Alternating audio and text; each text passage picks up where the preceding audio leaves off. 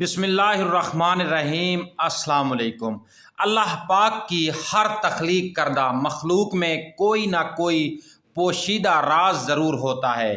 بلی کو پیدا کرنے کی اللہ تعالیٰ کی حکمت کچھ یوں ہے کہ جب حضرت نوح علیہ السلام کی قوم پر پانی کی صورت میں سیلاب کا عذاب آیا تو اللہ تعالیٰ نے حضرت نوح علیہ السلام کو کشتی بنا کر اس میں سوار ہونے اور ہر جاندار اور پرندے کا ایک ایک جوڑا کشتی میں محفوظ کرنے کو کہا تو حضرت نوح علیہ السلام نے اللہ کے حکم کی تعمیل کی۔ کشتی پانی میں تھی اور اس دوران کشتی میں چوہے پیدا ہو گئے۔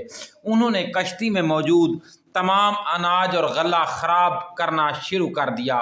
اس کے ساتھ ساتھ کشتی کو کاٹنا شروع کر دیا، جس کی وجہ سے کشتی میں پانی داخل ہونے کا خدشہ پیدا ہو گیا۔ تب حضرت نوح علیہ السلام نے اللہ تعالیٰ سے دعا کی کہ اے پروردگار، مجھے ان چوہوں سے نجات دلاؤ۔